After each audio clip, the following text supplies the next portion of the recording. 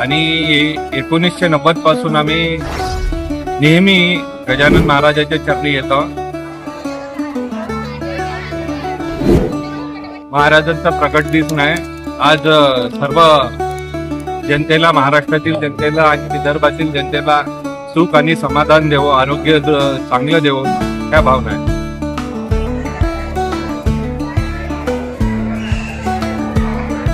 विद्यार्थी आहोत तर आम्हाला हे माझ्या सगळ्या मैत्रिणी आहेत आणि आम्ही दर्शनासाठी आलेलो आहोत। आणि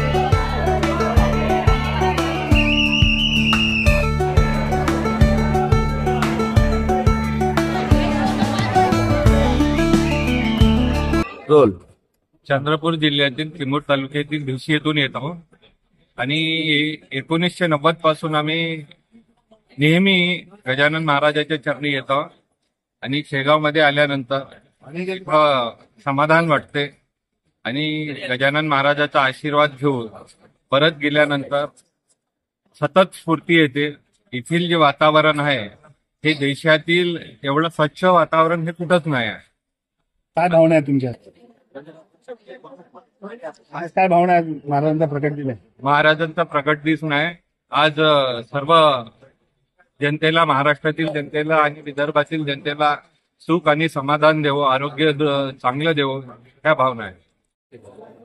गजानन माऊली, आम्ही आज इथे मंदिरामध्ये दर्शनासाठी आलेलो आहोत। मी बुलढाण्याची आहे आणि दरवर्षीप्रमाणे इथे सुद्धा आजही प्रकट दिनाचा खूप चांगला महोत्सव जमलेला आहे आणि आज महाराजांचा 147 प्रकट दिन आहे। आम्ही मेन म्हणजे आम्ही कॉलेज विद्यार्थी आहोत तर आम्हाला हे माझ्या सगळ्या मैत्रिणी आहेत आणि आम्ही दर्शनासाठी आलेलो आहोत आणि इथे मंदिरामध्ये येऊन मन खूप प्रसन्न होते। महाराजांची सेवा, इथले सेवेकरी, खूप प्रसन्न वातावरण असं आहे। तुम्ही पण दर्शनाला या आणि मंदिराला नक्कीच भेट द्या।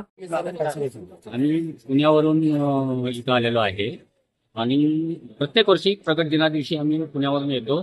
इथं आल्यानंतर जे मनाला समाधान मिळतं ते कुठेही मिळत नाही, कारण इथली स्वच्छता, दर्शन, हे समाधान जे आहे ते फार सुंदर आहे। दर्शन झालं नाही, आता आलोय आम्ही, आता लाईनला लागणार। कोल्हापूरून आलो आहे। 1986 पासून मी गजानन महाराजांच्या दर्शनाला आम्ही येतो। मी प्रकट दिना दिवशी माझ्या घरी कारगोडी म्हणून माझं गाव आहे, तिथं जवळजवळ 500 लोकांचं मी जेवण करतो आणि गजानन महाराजांच्या बाबत बघायला गेलं तर मला फार मोठे वेगवेगळे अनुभव आले। कारण माझा मुलगा सुद्धा 21 दिवस पुण्यात कॉन्सर्ट होता, तो 21 दिवसानंतर महाराजांच्या कृपेनं बरा झाला। आता तो व्यवस्थित नोकरी वगैरे करतोय। आम्ही शून्यातून वरती आलोय।